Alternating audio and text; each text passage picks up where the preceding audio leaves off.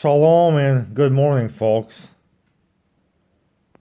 In the Bible, it says that with Elohim, all things are possible, and it also says that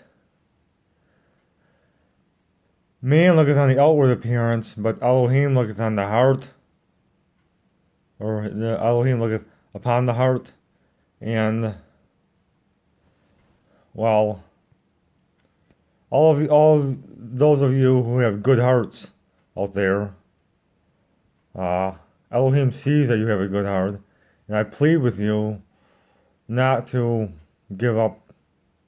I plead with you to please not give up faith in Him and belief in Him because, uh, of course, He humbles us daily because of the fact that He wants us to fear Him, and He does not want us to become prideful like Satan or Lucifer or the enemy or the devil, whatever you want to call him. Those are all names for him. Uh, he you know he had pride and thought he had pride. I mean, way too much pride, and thought that he was better than because of how powerful he was. He thought that he was wiser and better than Elohim. So hence, that is why.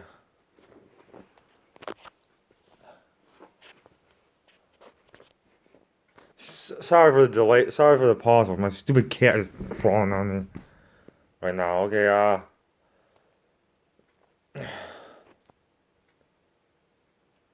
Anyways, uh, the enemy or Satan or Satan in English. He was a fallen angel, and he was cast out of the kingdom of heaven by Elohim, our Creator, because he had pride and he thought that he was wiser and better than Elohim. So that is why, folks, that we get humbled daily, and he continues to humble us, like Uh, I mean, probably even I actually believe that the closer we are to him, those of us who are more special to him and are more righteous get humbled even more. He humbles us even more because he knows how wise we are, uh, and how capable we are of thinking, oh, we know more than him now.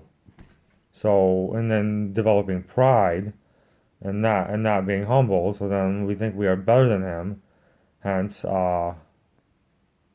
yeah, we become like we could become just like the devil. The Christians call him, and I call him the enemy, or Satan. But wisdom, though, folks, wisdom is the point of it all. Because if we did not have wisdom, enough wisdom to believe that there is a creator, right? And that we need to fear him because he can damn us and do whatever the hell he wants to do to us. That's wisdom right there. Since we have enough wisdom to do that, okay, we also should have enough wisdom to obey his Torah and the rest of the Bible if possible, because that is what it says in there we should do. It says, "Fear me and keep my commandments." In the Torah and in the New Testament, it says like the same thing, pretty much, just in a different way. Okay, and or maybe it says the exact same thing.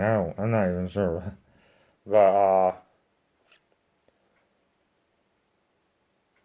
anyway, So those of you who have good hearts out there, I plead with you not to give up the faith just because he allows bad things to happen to you daily, or however often he allows bad things to happen to you.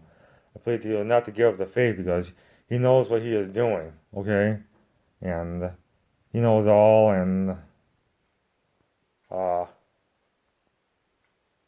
he really does love you. It's just we have a hard time understanding him because he is hell bent on remaining mysterious. Because he doesn't want us to know too much.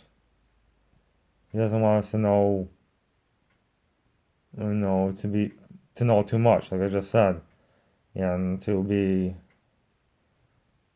become prideful. And after all, in the Bible, it does say, "Pride cometh before a fall," does it not? Yes, I'm sure it does. But yeah. Anyways, I want to talk about that fellowship, that news. I made it on one of my playlists. I made a new playlist recently, and made it titled "My New uh Shabbat Fellowship," which means Sabbath fellowship. Well, I just uh discovered that guy is most likely a false apostle. The leader of that fellowship is mostly his name is some funny sounding name, some Israelite name, Ahir. But anyways, is an or meat is the end of it. Uh, his fellowship is about ancient Hebrew roots, and following the ancient Israelite path, and he appears as an angel of light, and I even went to see for him for like a day or two, or well maybe almost a week. I mean, because he appears as an angel of light, and he appears as very wise, he knows Hebrew and speaks and prays in Hebrew, appears very wise and all that. But I mean, since the fact that I actually have a good heart, I mean, it wasn't hard for me to figure out that he's actually just trying to uh, appear as an angel of light to make mammon, I call it, or money, for selling, herbs and doing detox courses and teaching people Hebrew, and of course his fellowship. There is no. I asked him if there's a physical fellowship, because I wanted to join it, right? If I could join them in person, and he said, well, no, they're only virtual, which was another sign to me, something isn't right there, because why would they not want to have an actual physical fellowship and just be online, especially when if he is wise, he knows that soon the World Wide Web will be useless to us all because it will be controlled by the beast to enslave the entire human race. But yeah, anyways, he appears as wise, and he really does know Torah. But I was talking to him on WhatsApp, and I was sending him messages, right? And I was like crying out to him and telling him I need help big time, and I was like begging him to help me, and and all that.